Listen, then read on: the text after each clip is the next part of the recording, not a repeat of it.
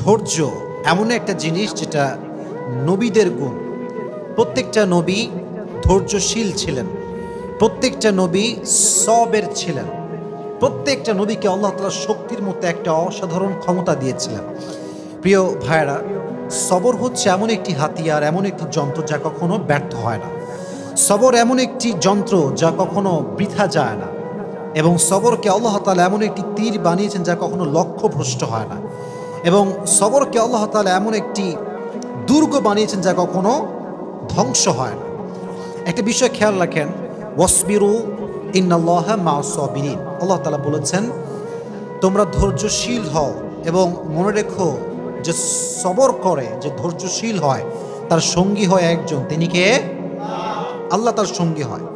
এখন প্রশ্ন হচ্ছে যে সবর, ওয়াই সবর ইজ মোস্ট ইম্পর্ট্যান্ট? সবরটা গুরুত্বপূর্ণ কেন? আমার চোখে চোখ রাখেন, আমি একটু বোঝাবার ট্রাই করি যে সবরটা গুরুত্বপূর্ণ কেন। আচ্ছা, একটু ফিল করেন যে আমাদের জীবনে একটা বিপদ আসছে। হয় আমার বাবা মারা গিয়েছে, আমার জব আমি লস করে ফেলেছি, জব হারায় গেছে, অথবা আমার কোনো ইনজুরি হয়েছে, কোথাও আঘাত লেগেছে। আচ্ছা বলেন তো, এই সমস্ত প্রত্যেকটা ড্যাঞ্জারে আমার দিকে তাকান, ধৈর্য ছাড়া কোনো গতি কি আছে? কোনো গতি নেই। There is no alternative way of সবর। সবরের কোনো প্রকার কোনো বিকল্প রাস্তা নেই। সবর হচ্ছে মুমিনের জীবনের সফলতার সবচেয়ে বড় হাতিয়ার। তবে আমি আজকে আলোচনাটা একটু লম্বা করবো, এই জন্য সবর এটা মেয়েদের জন্য জরুরি, ছেলেদের জন্য জরুরি, সবার জন্য জরুরি। কারণ পরীক্ষা শুধুমাত্র ছেলেদের জীবনই আসে না, মেয়েদের জীবনেও পরীক্ষা আসে না নাই? একজন মেয়ে যে বিয়ে করেছে, আব্বা আম্মার ঘর সংসার সব ছেড়ে আসছে, এসে দেখছে যার জন্য সব ছেড়ে আসছে সে তার মতো না, স্বামী খারাপ। এরকম মাঝে মাঝে হয় না? তো এই যে মেয়েটার শ্বশুর বাড়ি খারাপ, শাশুড়ি খারাপ, স্বামী খারাপ, তার জীবনেও সবরের দরকার আছে না নাই? আর একজন মেয়েকে না আপনি ভাবেন, যে মেয়েটা বিয়ে করেছে, জাস্ট মনে করেন 1 মাস হয়েছে, 1 মাস পরেই তার স্বামী মারা গিয়েছে, বিধবা হয়ে গিয়েছে। এই মেয়েটার জীবনেও সবরের দরকার আছে না নাই? তার মানে লাইফের একটু গভীরভাবে ভাবলে বুঝবেন যে লাইফের প্রত্যেকটা স্টেপে স্টেপে ধৈর্যের বিকল্প কোনো রাস্তা হতে পারে।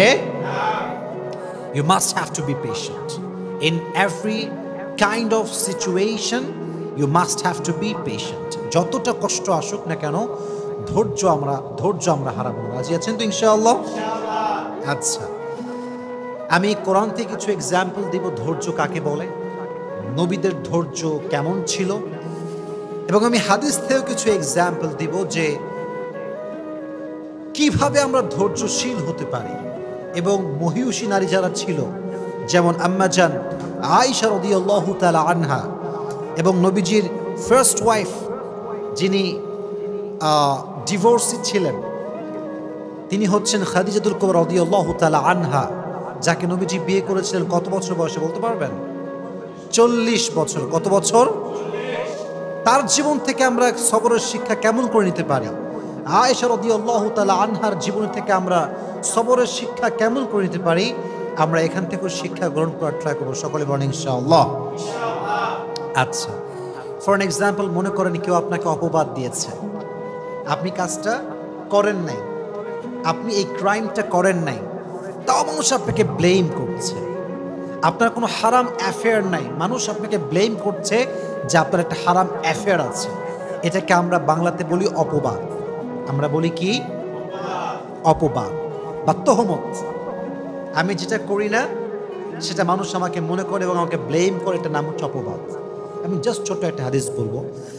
আগে প্রশ্ন করি, নবীজির একজন কুমারী স্ত্রী ছিলেন, যেই একমাত্র স্ত্রী কখনো বিয়ে করেন নাই, তার ডিভোর্স হয়নি, তার স্বামী মারা যায়নি। তার নামটা কি প্রিয় ভাইয়েরা? আয়েশা রাদিয়াল্লাহু তাআলা আনহা। ছোট্ট একটা হাদিস শেয়ার করছে। নবীজির মোট স্ত্রী ছিল কয়জন বলেন তো? 11 জন। জোরে বলেন কয়জন? 11 জন। 11 জন স্ত্রীকে নবীজি ঘুরতে নিয়ে যেতেন। তবে এটা একটা সিস্টেম ছিল, লটারি সিস্টেম। নবীজি একটা বাক্সে সবার নাম লিখে রাখতেন, যার নামটা উঠতো তাকে নবীজি ঘুরতে নিয়ে যেতেন। সুবহানাল্লাহ পড়ে। ওটা অ্যামেজিং সিস্টেম। যার নাম উঠতো তাকে নবীজি নিয়ে ঘুরতে যেতেন। তো একবার নবীজি লটারি করলেন, একটু মনোযোগ দিয়ে শুনতে হবে। লটারি করার পরে আম্মা জানা আয়েশা রাদিয়াল্লাহু তাআলা আনহার নামটা লটারিতে উঠল, নবীজি ঘুরতে নিয়ে গেলেন। এটা একটু লম্বা স্টোরি, বাট আপনাকে মনোযোগ দিয়ে শুনতে হবে, কারণ এখানে একটা অনেক বড় সবরের শিক্ষা আছে। সেই যুগে ঘুরতে যাওয়া হতো মেয়েদেরকে নিয়ে, ওয়াইফদেরকে নিয়ে। এটাকে বলা হতো হাউদাজ, আমরা বলি এটাকে পালকি। আগের যুগে বিয়ে হতো কিসে করে? পালকিতে করে। হাউদাজ এটাকে আমরা আরবিতে বলি পালকি। পালকিতে চড়ে বিয়ে হতো, হতো না? আগের যুগে এটা সিস্টেম ছিল। তো তখনকার যুগে এভাবে পালকিতে চড়ে ঘুরতে নিয়ে যাওয়া হতো। আম্মা জান আয়েশা রাদিয়াল্লাহু তাআলা আনহাকে পালকিতে চড়ে নিয়ে যাওয়া হচ্ছে ঘোরার জন্য। তো যখন কাম ব্যাক করবে বাসার দিকে, এক্স্যাক্টলি ওই সময় এসে আম্মা জান আয়েশা রাদিয়াল্লাহু তাআলা আনহার প্রকৃতির চাপে তিনি প্রকৃতির ডাকে সাড়া দেওয়ার জন্য বের হন, মানে পালকি থেকে নামেন। যেটা হয় সেটা হচ্ছে পালকি থেকে নামার পরে উনি একটু দূরে যান প্রকৃতির ডাকে সাড়া দেওয়ার জন্য। এখন মজার বিষয় হচ্ছে আম্মা জান আয়েশা রাদিয়াল্লাহু তাআলা আনহা ছিলেন, she was slim, she was not fat. উনি খুব চিকন ছিলেন, মোটা ছিলেন না, চিকন ছিলেন। চিকন মানুষ কোথাও উঠলেও বোঝা যায় না, নামলেও বোঝা যায় না, কারণ সে স্লিম বডি বিলং করে। মোটারা কোথাও উঠলে দেখবেন মাঝে মাঝে মোটারা রিক্সায় উঠলে রিক্সার জায়গায় থাকে না বসে। তো এটা হচ্ছে বডির ডিফারেন্স। তো কি হলো, উনি যখন প্রকৃতিটাকে সাড়া দেওয়ার জন্য গেছেন, যেই সাহাবি পালকিটা টানছিল, পালকিটা নিয়ে যাচ্ছিল, ওই সাহাবি বোঝে নাই যে আসলেই আম্মা জান আয়েশা উঠেছেন নাকি উঠেন নাই। যেহেতু উনি স্লিম ছিলেন, উঠলেও যা, না উঠলেও উনি নিয়ে চলে আসছে। আম্মা জান আয়েশা রাদিয়াল্লাহু তাআলা আনহা যখন প্রকৃতির ডাকে সাড়া দিয়ে ফিরে আসেন, দেখছেন পালকি নাই। পালকি কোথায়? পালকি আর নাই, পালকি চলে গিয়েছে, কারণ সে ভেবেছে এখানে আয়েশা রাদিয়াল্লাহু তাআলা আনহা আছেন। তো উনি যখন ফিরে আসলেন, দেখলেন পালকি নেই, তখন উনি খুব সবরের সাথে অপেক্ষা করলেন। যখন দেখলেন অপেক্ষা করেও আসছে না, তখন তিনি কি করলেন জানেন? সুন্দর করে মরুভূমিতে শুয়ে পড়লেন চাদর মুড়ি দিয়ে। চাদর মুড়ি দিয়ে শুয়ে পড়লেন। অনেক লম্বা স্টোরি, আমি প্রেসাইজলি বলছি, but there is a lesson, very important lesson, অনেক গুরুত্বপূর্ণ একটা শিক্ষা আছে। তো যখন নবীজি দেখলেন যে আয়েশা নেই রাদিয়াল্লাহু তাআলা আনহা, উনি একজন সাহাবীকে লস্ট অ্যান্ড ফাউন্ডের দায়িত্ব দিয়েছিলেন, যে কে হারাচ্ছে, কে সফরে আছে, কে নেই, এটা খোঁজাখুঁজির জন্য। যেমন যদি আপনারা কখনো পিকনিকে যান, দেখবেন যে একজন লোক থাকে যে মাইক নিয়ে ডাকে, অমুকে আসছে কিনা, অমুকে বাসে উঠেছে কিনা। এরকম পিকনিকে হয় কি হয় না? হয়। ডাকে, কোথায় কে আছো, কে মিসিং আছো, বের হয়ে আসো। তো যেই সাহাবীকে নবীজি দায়িত্ব দিয়েছিলেন তার নাম হচ্ছে আব্দুল্লাহ ইবনে মুআত্তাল। আব্দুল্লাহ ইবনে মুআত্তাল রাদিয়াল্লাহু তাআলা আনহু। উনি এবার আয়েশা রাদিয়াল্লাহু তাআলা আনহাকে খোঁজা শুরু করলেন। খুঁজতে খুঁজতে তিনি দেখতে পেলেন আয়েশা রাদিয়াল্লাহু তাআলা আনহা মরুভূমির মাঝখানে চাদর মুড়ি দিয়ে শুয়ে আছেন। উনি বুঝতে পারলেন এটাই আয়েশা রাদিয়াল্লাহু তাআলা আনহা। উনি ডাকলেন না, গিয়ে কথা বললেন না, চুপচাপ দাঁড়িয়ে থাকলেন। যখন আয়েশা টের পেল যে এখানে কেউ এসেছে আমাকে নেওয়ার জন্য, উনি চলে আসলেন। এবার তাকে নিয়ে সে ফিরে আসলো নবীজির কাছে। কিন্তু যেহেতু সফরে সবাই ফিরে গিয়েছে বাসাতে, আর সর্বশেষ আব্দুল্লাহ ইবনে মুআত্তাল আম্মা জান আয়েশাকে নিয়ে ফিরে এসেছেন, মুনাফিকদের সর্দার আব্দুল্লাহ ইবনে সালুল সুযোগ পেয়ে গেল। কি সুযোগ? এবার সে ব্লেম শুরু করলো যে আয়েশার সঙ্গে এই সাহাবীর একটা জেনার সম্পর্ক আছে। সকলে বলেন নাউজুবিল্লাহ। পৃথিবীর সবচাইতে সতীত্ববান নারীর উপরে জেনার ব্লেম, কত বড় মারাত্মক জঘন্য অপরাধের ব্লেম আপনি চিন্তা করতে পারেন? কার ব্যাপারে? আপনার ব্যাপারে নয়, আমার ব্যাপারে নয়, সবচেয়ে সতীত্ববান নারী আয়েশা রাদিয়াল্লাহু তাআলা আনহার ব্যাপারে ব্লেম করা হলো যে সে এই সাহাবীর সঙ্গে ওই মরুভূমি থেকে আসার সময় খারাপ কাজ করেছে, অন্যায় করেছে, জেনা করেছে। কিন্তু বিষয়টা আয়েশা জানতেন না যে আমার বিষয়ে এই ব্লেমটা করা হয়েছে। কিন্তু উনি ফিল করলেন যে প্রিয় নবীজি আমাকে আগে যেমন আদর করতেন এখন আর তেমন আদর করেন না, আগে যেমন ভালোবাসতেন এখন তেমন আর ভালোবাসেন না। এটা তিনি ফিল করতে শুরু করেন, but she had no idea যে আমাকে এরকম একটা ব্লেম করা হয়েছে। তো একটা সময় গিয়ে আয়েশা রাদিয়াল্লাহু তাআলা আনহা বাবার বাসায় আসলেন। বাবার বাসায় যখন আসছে তখন আশেপাশের লোক বলতে শুরু করছে, আয়েশা তোমার নামে তো এরকম গুজব ছড়ানো হচ্ছে, তুমি নাকি অমুক সাহাবীর সঙ্গে এই সম্পর্ক করেছিলা সফর থেকে ফিরে আসার সময়।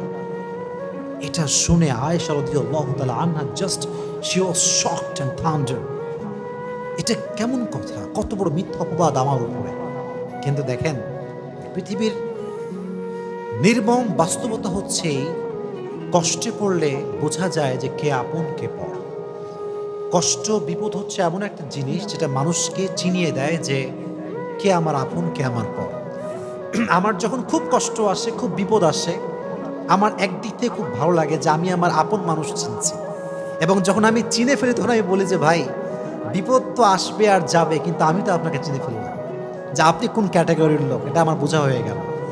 তো আম্মা জান আয়েশা দেখলেন সবাই তার বিপক্ষে, কেউ তার পক্ষপাতী করে না।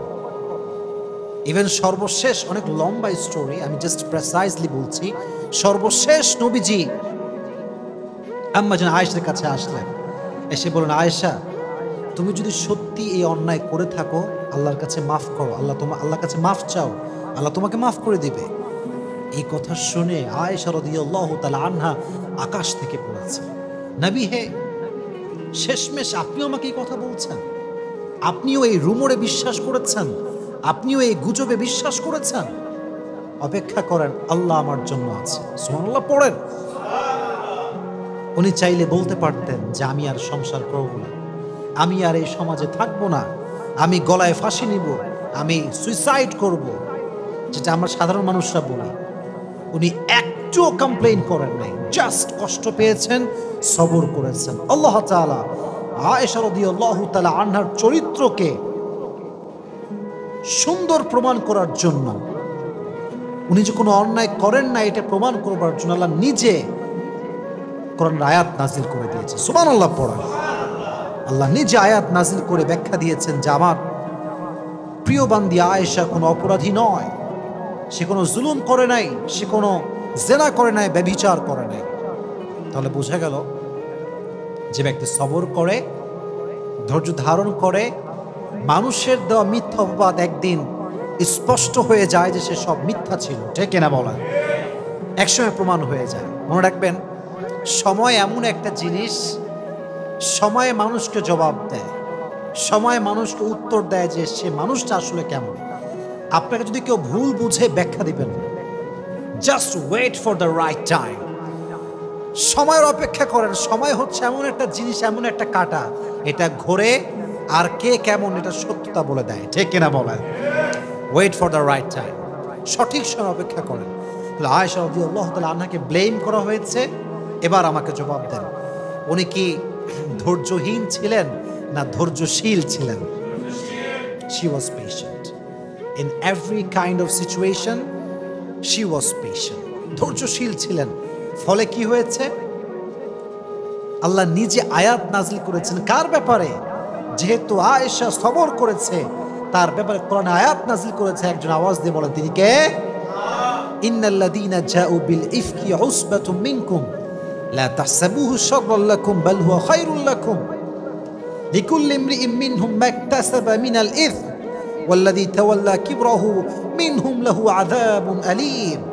আল্লাহ বলছেন, নবী হে, কাফেরদের মাঝ থেকে কিছু গোষ্ঠী আপনার কাছে এসেছে আয়েশার ব্যাপারে মিথ্যা তথ্য দেওয়ার জন্য, অপবাদ দেওয়ার জন্য।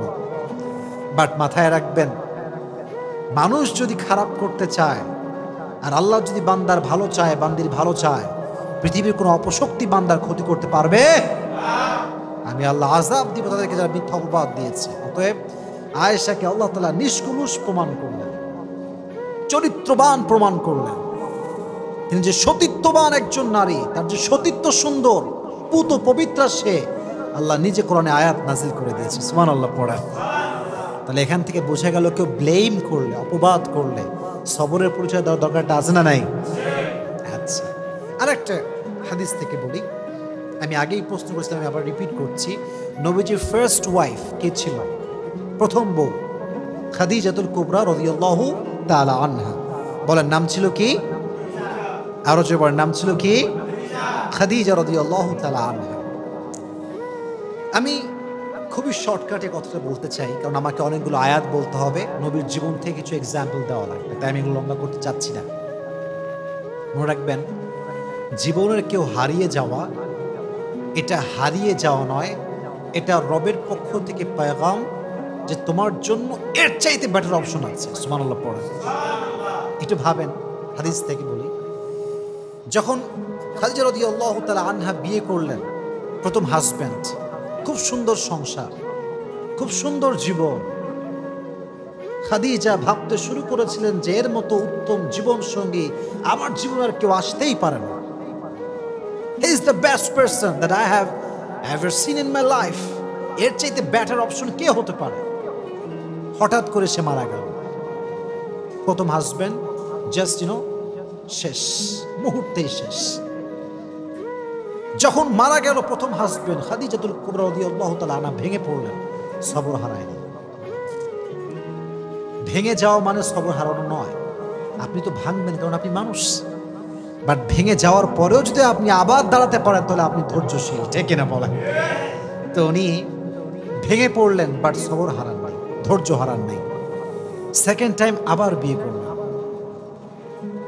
একজন মেয়ে যখন ডিভোর্স হয়ে বা স্বামী মারা যাওয়ার পরে আবার বিয়ে করে, জীবনটা এত সহজ হয় না। যে নারী তার সমস্ত অস্তিত্ব একজন পুরুষকে বিলীন করে দেয়, সে নারী সেকেন্ড টাইম অন্য কোনো পুরুষের সঙ্গে বসা, তাকে ধরতে দেওয়া, তার সঙ্গে কোনো ফিজিক্যাল টাচ নারীটা সহ্য করতে পারে না, কারণ সে প্রথম পুরুষে আসক্ত। সিস্টেমেটিক্যাল ওয়েটা এমনই হয়ে গেছে। কোনো মেয়ে যদি বিয়ে করে, তার ফার্স্ট হাজব্যান্ড যে, সে তার প্রতি আজীবন দুর্বল থাকে, কারণ তার প্রথম টাচটা সে তাকে করেছে, হালাল টাচ যেটাকে আমি বলি। তো নারীদের এটা অনেক বেশি কষ্ট হয়, সাফার করে নারীরা। মনে রাখবেন, স্পর্শ নারীর জন্য বেশি সেন্সিটিভ পুরুষের চাইতে, কারণ পুরুষের যেই ভার্জিনিটি, এটা নারীর চাইতে বেশি দামি নয়। আল্লাহ নারীর সতীত্বকে যে সম্মান দিয়েছে, সে সম্মান পৃথিবীর কিছুকে আল্লাহ তাআলা দেয়নি। সুবহানাল্লাহ পড়ায়। এই জন্য নারী যখন ডিভোর্সি হয়ে যায়, তখন নারী অন্য কোনো পুরুষকে সহজে অ্যাকসেপ্ট করতে পারে না, খুব কষ্ট হয়। ওই প্রথম স্মৃতিগুলো বারবার চোখের সামনে ভেসে ওঠে। কথা ঠিক কিনা বলেন? তো ফার্স্ট বিয়ে, স্বামী মারা গেছে। সেকেন্ড টাইম খাদিজার আব্বাজান অনেক বড়, he was the biggest business magnate, অনেক বড় ব্যবসায়ী ছিলেন।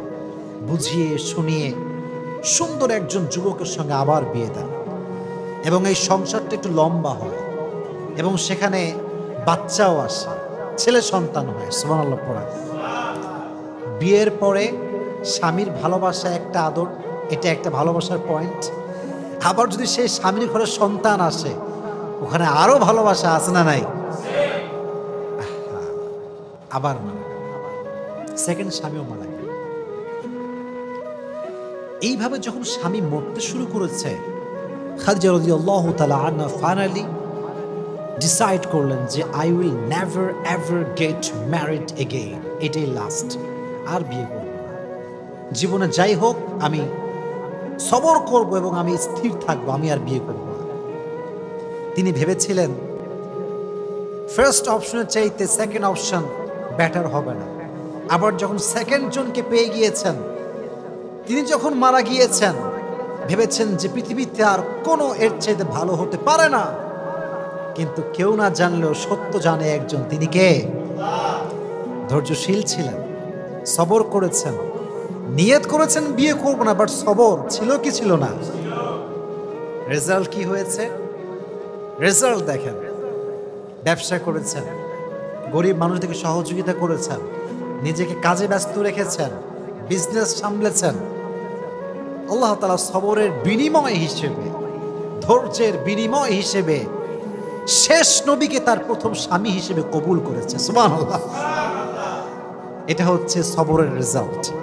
মানে আমার কাছে এই হাদিসটা the best example, the best example. এর কারণ এই যে জেনারেশন আমরা আছি, এখানে কারোর জীবন থেকে কেউ হারাই গেলে তারে আর খুঁজেই পাওয়া যায় না। সে গাঁজা খায়, মদ খায়, তার জীবন যৌবন শেষ হয়ে যায়। মাথায় রাখবেন, কেউ চলে যাওয়ার অর্থ হচ্ছে সে চলে যায় নাই, তাকে আল্লাহ নিয়ে গেছে। আর আল্লাহ যদি কাউকে নিয়ে যায়, আল্লাহর মেসেজ হচ্ছে এইটা যে আমি ওরে নিছি, এর মানে হচ্ছে আমি তোকে এর চাইতে বেশি উত্তম দান করবো। সুবহানাল্লাহ পড়েন। তাহলে বোঝা গেল, প্রিয় মানুষ মারা যাক, হারিয়ে যাক, চলে যাক কোথাও অজানা জায়গা, কোনো সমস্যা নাই। আমি তো সবর করেছি, আমি তো ধৈর্যশীল বান্দা। আমাকে পরীক্ষা নিচ্ছে একজন এবং এর ফলাফল দিবে একজন। আওয়াজ দিয়ে বলেন তিনি কে? So every kind of situation, in every kind of situation you must have to be patient. প্রত্যেকটা অবস্থানে আমরা ধৈর্যশীল হব। রাজি আছেন তো ইনশাআল্লাহ?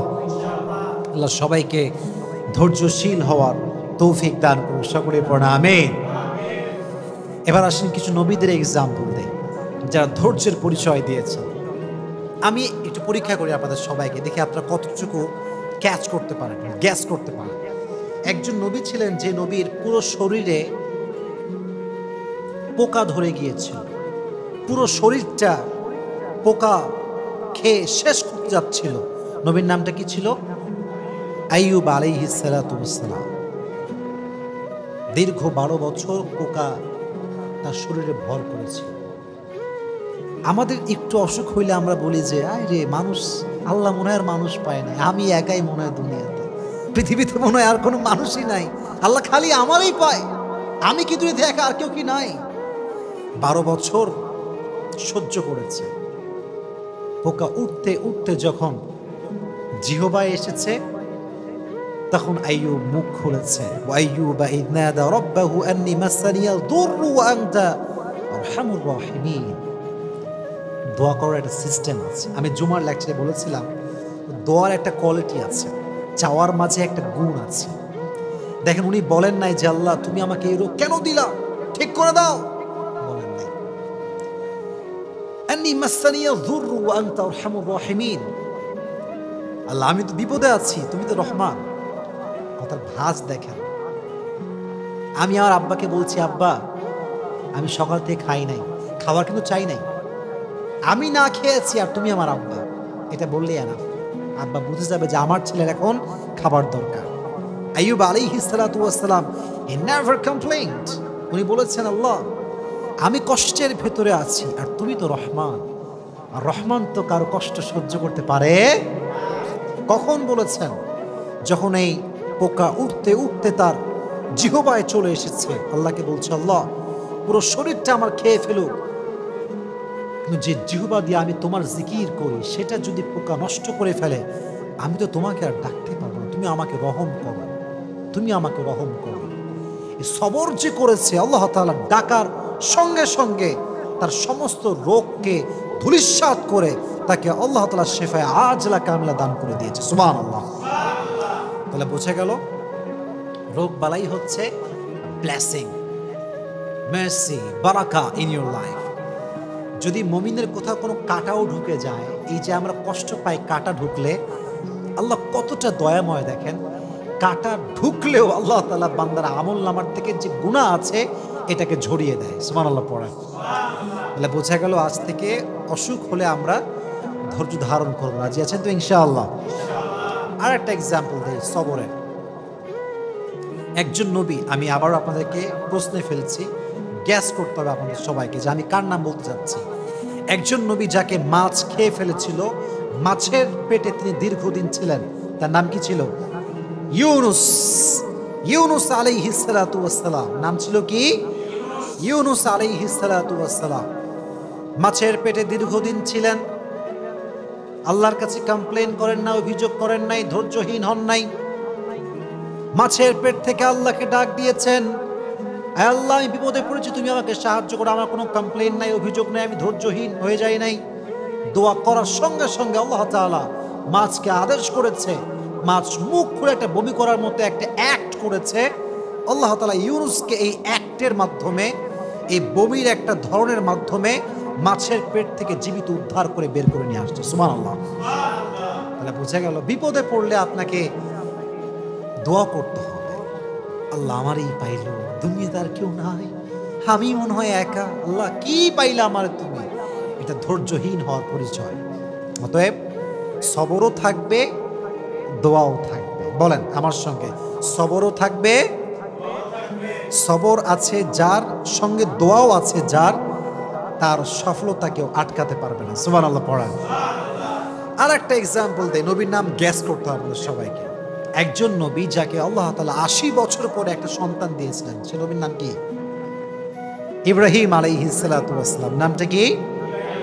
ইব্রাহিম আলাইহিস সালাতু ওয়াস সালাম। সন্তানের নাম কিছু বলতে পারবেন? ইসমাঈল। নাম কি ছিল? ইসমাঈল আলাইহিস সালাতু ওয়াস সালাম। সবর কাকে বলে এটা বুঝাই আপনাদেরকে, শর্টকাটে বোঝাচ্ছি। ৮০ বছর পরে একটা ছেলে হয়েছে, আল্লাহ অর্ডার করেছে যাও মাকে এবং ছেলেকে একদম মরুর প্রান্তে রেখে আসবে, যেখানে জনমানবহীন একটা জায়গা, মানুষ নাই, লোক নাই, জন নাই, রেখে আসো যাও। অর্ডার করতে দেরি, রেখে চলে আসছে সেই মরুভূমির মতো একটা জায়গা। তো যখন চলে যাবে, বিবি হাজার চাইলে বলতে পারতেন যে আপনি কেমন স্বামী যে আমার মতো একজন অবলা নারীকে তার সন্তান সহ এক বিশাল মরুপ্রান্তে, মরুভূমিতে, জনমানবহীন একটা জায়গায় রেখে যাচ্ছেন, আপনি কেমন স্বামী? She never complained. She never ever complained like that. বলেইনি কিছু। কি বলেছে আমি জাস্ট রিপিট করছি বাংলাতে সারাংশ। বিবি হাজার বলছে, হে ইব্রাহিম, এটা যদি আল্লাহর অর্ডার হয় যে আমাকে তুই মরুর প্রান্তে রেখে যাবা, জনমানবহীন জায়গা রেখে যাবা, যেখানে খাবার নাই, দাবার নাই, পানি নাই, তবে শুনে রেখো আমিও এটা বিশ্বাস করি যে আমার আল্লাহ আমাকে মরুর প্রান্তরে না খাওয়ায় মারবে না। সুবহানাল্লাহ পড়ায়। তুমি যদি আমাকে রেখে খুশি হও, আমি এখানে থেকে খুশি আছি। ধৈর্য ধারণ করেছে। ফলে কি হয়েছে চিন্তা করেন, একটু ভেবে দেখেন, এই যে মক্কা, এত দাম কাবার, কাবার গিলাফের দাম, কাবার চত্বরে এত দাম, এই কাবার পাশে যিনি অবস্থান করেছিলেন, যে নারীর কারণে এত সম্মান, যে নারীর ছেলের কারণে জমজমের কুয়ার পানি আমরা পেয়েছি, তার নাম হচ্ছে বিবি হাজার। সুবহানাল্লাহ পড়েন। ধৈর্য, শুধুমাত্র ধৈর্য। এবার আরেকটু বুঝাই, এত ধৈর্য, এত পরীক্ষা। আল্লাহ বলল, ইব্রাহিম যাও সন্তানের কাছে। ৮০ বছর পরে সন্তান পাইছে, আদরও করতে পারে নাই, নিজের কাছেও রাখতে পারে না, রেখে আসছে মরুর প্রান্তরে। এবার আসছে আব্বা, ছেলে এদিকে আসো। কি হয়েছে আব্বা? বলছে আমি স্বপ্নে দেখেছি তোমাকে আমি জবাই করছি, এটা আমার আল্লাহর আদেশ। তুমি কি বলছো? ফাংদুর মাযা তারা, what's your opinion about on this matter? তুমি কি বলছো বলো। ইসমাইল চাইলে বলতে পারতো, আব্বা আপনি কেমন জালেম, জন্মের সঙ্গে সঙ্গে আমাকে আপনি আদর না করে রেখেছেন মরুর প্রান্তরে, আর আজ আপনি এসেছেন খবর না নিয়ে জবাই করার জন্য। এটা বলে নাই। বলছে আব্বা আপনি যা মন চাই করেন, সাতাজিদুনি ইনশাআল্লাহু মিনাস সাবিরিন, আমি ধৈর্যশীলদের পরিচয় দিব। সুবহানাল্লাহ পড়েন। আহ কি সুন্দর ঘটনা, কি সুন্দর সবরের পরিচয়। এবং এই যে সবর তারা করেছে, যখন আপনারা সবাই জানেন, you all know the story, যখন জবাই করতে যাবে আল্লাহ তাআলা দুম্বাকে পাঠিয়ে দিয়েছেন। আর এই যে আমাদের স্যাক্রিফাইস আমরা শিখলাম, এখান থেকে বোঝা যায় যে যত বেশি স্যাক্রিফাইস করে সে বান্দা আল্লাহ তত বেশি প্রিয় হয়ে যায়। সুবহানাল্লাহ পড়ায়। এজন্য ইব্রাহিম নবী থেকে, ইসমাইল থেকে এবং বিবি হাজার থেকে, সবার থেকে আলাইহিমুস সালাতু ওয়াস সালাম, তাদের থেকে আমাদের সবরের একটা শিক্ষা নেওয়ার দরকারটা আছে না নাই? আমি আর দুইজন নবীর এক্সাম্পল দেব, দুইজন নবী জাস্ট। বলেন একজন নবী ছিলেন যেই নবীকে তার ভাইয়েরা ধরে এনে কুয়ার ভিতরে ফেলে দিয়েছিল, সে নবীর নাম ছিল কি? সবাই বলেন নাম ছিল কি? ইউসুফ আলাইহিস সালাতু ওয়াস সালাম। অনেক লম্বা কথা, আমি ওইটা বলবো না, আমি জাস্ট মূল লেসনটা বলবো। সাইয়েদনা ইউসুফ আলাইহিস সালাতু ওয়াস সালাম যখন যুবক, উঠতি বয়সী যুবক, বাচ্চা বাচ্চা ভাব, এখনো যুবক হয়ে পারে নাই, তার সবগুলো ভাই তাকে নিয়ে কুয়ায় ফেলছে শুধুমাত্র হিংসার কারণে। কিসের কারণে?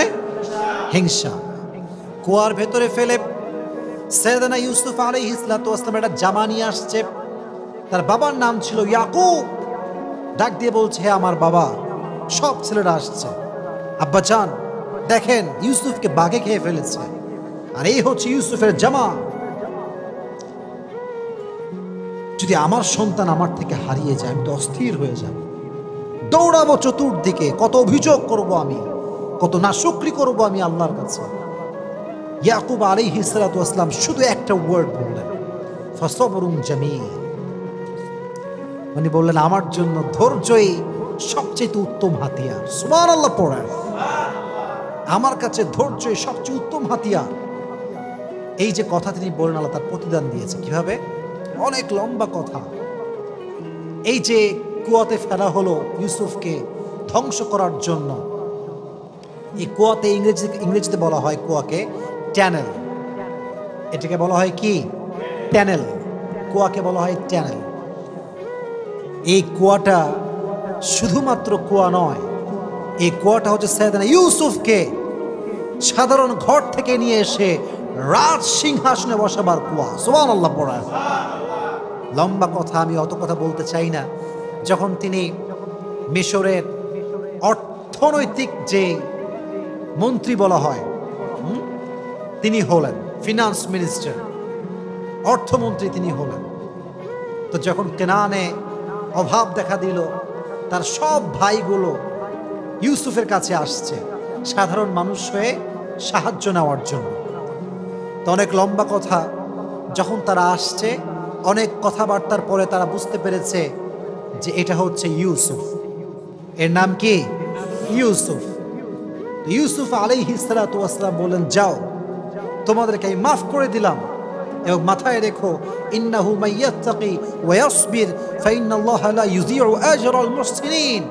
নিঃসন্দেহে যারা আল্লাহকে ভয় করে এবং ধৈর্যশীল হয় তাদের বিনিময়কে আল্লাহ তাআলা কখনো নষ্ট করে দেয় না। সুবহানাল্লাহ। এবার তিনি সৈন্য নিয়ে, উট নিয়ে, ঘোড়া নিয়ে, ভাইকে নিয়ে ঘোড়ার পিঠে উঠে জাঁকজমক ভাবে সবাইকে নিয়ে এসে তার বাবার সঙ্গে, যিনি বলেছিলেন ফাসবরুন জামিল, আমার জন্য ধৈর্যই সবচেয়ে বেশি শ্রেয়, সবচেয়ে বেশি সেরা, এই ধৈর্যের বিনিময়ে আল্লাহ তাআলা ইয়াকুবকে, সাইয়েদনা ইয়াকুবকে তার সন্তান ইউসুফ ফিরিয়ে দিয়েছে। সুবহানাল্লাহ পড়েন। তাহলে ইউসুফ আলাইহিস সালাতু ওয়াস সালামের জীবন থেকে আমরা শিক্ষা পেলাম এটা, যে সবর ছাড়া জীবনে কোনো গতি হতে পারে। সাইয়েদনা ইয়াকুব আলাইহিস সালাতু ওয়াস সালামের জীবন থেকে আমরা এটা বুঝলাম, সবর ছাড়া জীবনে কোনো গতি হতে পারে। এবার আসেন সর্বশেষ এক্সাম্পল। পৃথিবীতে ধৈর্যের প্রতীক ছিলেন একজন মানুষ, যার উপরে ধৈর্যশীল মানুষ জীবনে আর কেউ আসে নাই, পৃথিবীতে আর কেউ আসে নাই। He was out of any kind of comparison. তিনি ছিলেন সবচেয়ে ধৈর্যশীল। ধৈর্যের ক্ষেত্রে তার কোনো তুলনা হয় না, কোনো কম্পেয়ার হয় না। তিনি হচ্ছেন সাইয়্যিদুল কাউনাইন, সাইয়্যিদুল মুরসালিন, বিশ্ব মানবতার মুক্তির দূত নবী মুহাম্মদুর রাসূলুল্লাহ সাল্লাল্লাহু আলাইহি ওয়াসাল্লাম। ধৈর্যের প্রতীক, ধৈর্যের প্রতীক ছিলেন তিনি। মারাত্মক লেভেলের ধৈর্য ছিল তার। তার ধৈর্য যে কত বেশি আপনি চিন্তা করতে পারবেন না।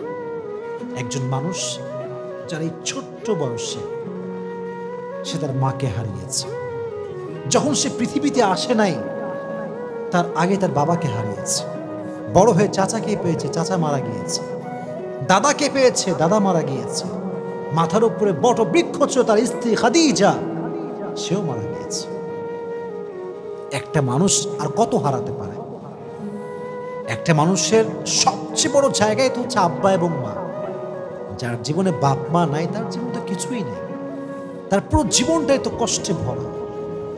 নবীজি জন্মের আগে চলে গিয়েছে বাবা, জন্মের পরে চলে গিয়েছে মা, চাচা হারাই গেছে, দাদা হারাই গেছে, বিয়ে করেছে নিজের স্ত্রী খাদিজা, যে সমস্ত সম্পত্তি নবীর পায়ের সামনে বিলীন করে দিয়েছে ইসলামের জন্য, সেও মারা গিয়েছে।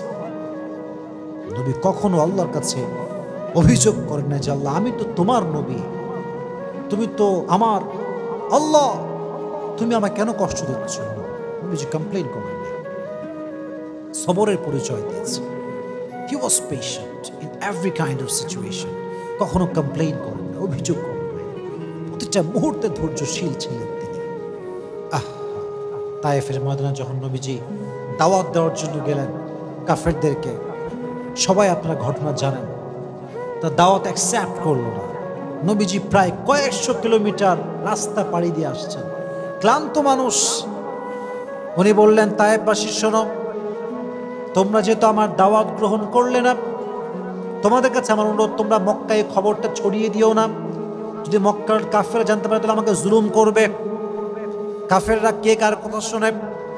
নবীজি বের হওয়ার আগে কাফেররা মক্কায় খবর পৌঁছে দিল যে মুহাম্মদ মক্কার থেকে এখানে তায়েফের জমিনে দাওয়াত দেওয়ার জন্য আসছে, আমাদেরকে কবুল করে না এই দাওয়াত। সব তায়েফের দুষ্টু ছেলে পেলে বাচ্চাদেরকে নবীজির পেছনে লেলিয়ে দিয়েছে, যাও তোমরা মুহাম্মদকে পাথরের আঘাত করো, বৃষ্টির মতো পাথরকে তোমরা বর্ষণ করো।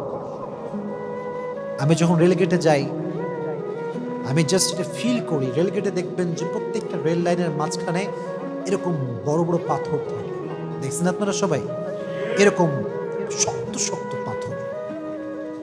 আমি জাস্ট এটা ফিল করি, যদি এই পাথরটা তুলে আমি আসিফকে কেউ আঘাত করে আমার কি হবে? আমি কি আদৌ সহ্য করতে পারবো এই আঘাতটা? তখন আমি ফিল করি যে তায়েফের জমিনে আমার নবীকে এর চাইতে বড় বড় পাথর দিয়ে মেরে রক্তাক্ত করা হয়েছে। নবীর রক্ত পড়েছে, নবীর রক্তে পুরো মাটিটা ভিজে গেছে। নবীজির রক্তে পড়ে বেহুশ হয়ে গেছে। সাহাবী এসে ধরেছে, ধরে উঠাইছে, নবী হে এবার তো বদদুয়া করেন, এবার তো বদদুয়া করে ফেলেন, আর কত সহ্য করবেন? নবীজি বলছে, শোনো, আমি তো বদদুয়া করার জন্য আসি নাই, হয়তো আমার দাওয়াত তায়েফের লোকরা কবুল করে নাই, তো কি হয়েছে, নেক্সট জেনারেশন যে হবে তারা হয়তো বা ইসলামকে গ্রহণ করবে। সুবহানাল্লাহ পড়া। পাথরের আঘাত খেয়ে রক্তাক্ত হয়ে গিয়েছে, ধৈর্য হারায়নি, শক্তি হারায়নি, জুলুমের শিকার হয়েছে, কাউকে বদদুয়া করে নাই, সর্বাবস্থায় ধৈর্যের পরিচয় দিয়েছে, সর্বাবস্থায় দিয়েছে। আজকে আমাদের অভাব আসলে আমরা কত কথা বলি, টাকা নাই, আমার কাছে এইটা নাই, এইটা নাই, I don't have anything, just complain. আছে কিন্তু সব, শুকরিয়া নাই। যার শুকরিয়া যত বেশি তার নিয়ামত তত, যার অশুকরি, যার নাশুক যত বেশি তার নিয়ামত তত বেশি কম। ঠিক না বলেন? ধৈর্যশীল হতে হবে, সবের হতে হবে, এবং শাকের অর্থাৎ গ্রেটফুল, শুকর গুজার হতে হবে, কৃতজ্ঞ বোধ হতে হবে। আল্লাহ তুমি আমাকে যা দিয়েছো, what ever I have, I am happy with that. আমি আলহামদুলিল্লাহ খুশি আছি। আমার বাড়ি নাই তাও খুশি, আমার গাড়ি নাই তাও খুশি। আল্লাহ তুমি জাস্ট আমার হলেই আমার চলবে ইনশাআল্লাহ। তাহলে বোঝা গেল প্রত্যেকটা নবীর থেকে, যেমন আমরা শুনেছি আইয়ুব আলাইহিস সালাতু ওয়াস সালামের কথা, আমরা শুনেছি ইউনুস আলাইহিস সালাতু ওয়াস সালামের কথা, আমরা শুনেছি ইব্রাহিম আলাইহিস সালাতু ওয়াস সালামের কথা, আমরা শুনেছি ইয়াকুব আলাইহিস সালাতু ওয়াস সালামের কথা, আমরা শুনেছি ইসমাঈল আলাইহিস সালাতু ওয়াস সালামের কথা, আমরা শুনেছি ইউসুফ আলাইহিস সালাতু ওয়াস সালামের কথা, আমরা শুনেছি নবীর কথা, শেষ নবীর কথা। এর দ্বারা বোঝা গেল যে ধৈর্যশীল আমরা আজ থেকে আর হব না। হব কি হব না? আল্লাহ সবাইকে ধৈর্যশীল হওয়ার তৌফিক দান করুন। সকলে পড়া আমিন। আর বিশেষ করে আমি একটা কথা বলে শেষ করতে চাই আমার বোনদের জন্য, specially for my sisters, those who R listening me from YouTube or Facebook, this is my humble request for everyone. যদি বিয়ের পরে দেখেন আপনার স্বামী খারাপ, তাহলে আগেই অভিযোগ করিলেন না, আগেই ডিভোর্স নিয়ে ভাইবেন না। Divorce is just far away, बहुत दूर की बात है। पहले ट्राई करो, पहले कन्विंस करो, पहले एडजस्ट करो, फिर उसके बारे में सोचना। আমরা আগেই ডিভোর্স নিয়ে ভাবি যে তালাক দিলেই মনে সমাধান। না, কে বলছে আপনার সমাধান? আপনি মনে করতেছেন আমার বোন যেই স্বামী বাদ দিলে আরেকটা স্বামী খুব ভালো হবে, কে বলছে আপনার? গ্যারান্টি আছে আপনার কাছে? ছেলেরা প্রথমে খুব ভালো মনে হয় দেখলে, ফেরেশতা, কনফার্ম জান্নাতি লেভেলের একটা, পরে গিয়ে যে কি বদমাইশ হয় এটা আপনি কল্পনা করতে পারবেন না। এই জন্য যেই স্বামী আপনার কাছে আছে ওকে একটু কনভিন্স করেন, ওর সঙ্গে অ্যাডজাস্ট করার ট্রাই করেন। You have to give your best, you have to try your best, you have to give the best effort. যতটুকু পারা যায় ট্রাই করেন বানানোর জন্য, ভালোবাসা দিয়ে, আদর দিয়ে, যত্ন দিয়ে, আব্বা আম্মাকে দিয়ে, মুরব্বিকে দিয়ে তাই কনভিন্স করেন। মাথায় রাখবেন, নারীর ডিভোর্স হয়ে গেলে তার সম্মান কমে যায়, তার স্ট্যাটাস লো হয়ে যায়। যতই আপনি ওয়াজ করেন, যতই আমি ওয়াজ করি, দিন শেষে সত্য সত্য, রিয়েলিটি ইজ রিয়েলিটি। এখানে কোনো প্রকার কোনো কথা চলবে না। যে বন্ধুকে বলবো, বোনেরা, যদি সাংসারিক জীবনে সুখী হতে চান, there is no alternative way of সবর। সবর যার আছে বেশি, তার সংসার তত টিকে বেশি। আমার সঙ্গে রিপিট করেন, রিপিট আফটার মি। যেই মেয়ের সবর যত বেশি, তার সংসার টিকে তত। আপনি দেখবেন অনেক সময় বিয়ের 2 দিন পরে ডিভোর্স, ঘটনা বাংলাদেশে আস না নাই? মানে বিয়ে করে গেল, জাস্ট শুনলাম 2 দিন পরে ডিভোর্স। ভাই, হোয়াট হ্যাপেন্ড? ডিভোর্স আপনার সঙ্গে হতে পারে, আমার সঙ্গেও হতে পারে। It can happen with anyone, but the fact is, are you really patient? আপনি কি ধৈর্যশীল কিনা? That is the fact. আমি ধৈর্যশীল হলাম না এবং আমার ডিভোর্স হলো, আপনি অধিকার রাখেন আমাকে ব্লেম করার, যে আপনার মতো ফালতু লোক দুনিয়াতে কেউ নাই। কিন্তু আমি যদি পেশেন্ট হই, আমি যদি আমার ওয়াইফের সঙ্গে অ্যাডজাস্ট করে চলি, সব কিছুর পরে যদি আমি ব্যর্থ হই, তাহলে আপনি আমাকে ব্লেম করতে পারবেন না। আর হ্যাঁ, সর্বশেষ কথা, যদি কোনো মেয়ে দেখে যে না, কোনোভাবেই অ্যাডজাস্ট হচ্ছে না, শ্বশুর ভালো না, শাশুড়ি ভালো না, স্বামী ভালো না, no one is good person in my family, কাউরে ভালো লাগে না, কেউ আমাকে বোঝে না, আমি যদি এখানে আর একদিন থেকে আমার জীবনটা জাহান্নাম হয়ে যাবে, তখন কোরআন বলছে ঠিক আছে, বের হয়ে আসো। যেটা আমি আগেও বলেছি, বের হয়ে আসো, জীবনকে সুন্দর করো, তাকে তার মতো থাকতে দাও, তুমি তোমার মতো জীবনকে গুছিয়ে নাও। তাহলে বুঝে গেল, you have to try your best first. আগে সর্বোচ্চ ট্রাই করেন, না পারলে তখন দেখা যাবে। তবে সবর হচ্ছে পৃথিবীতে সুখে থাকার সবচেয়ে বড় মাধ্যম। আল্লাহ আমাদের প্রত্যেকটা ভাইকে, প্রত্যেকটা বোনকে সবরের মতো একটা শক্তিশালী গুণকে অর্জন করে চলার তৌফিক দান করুন। আমিন। ওয়া আখির দাওয়ানা আলহামদুলিল্লাহ।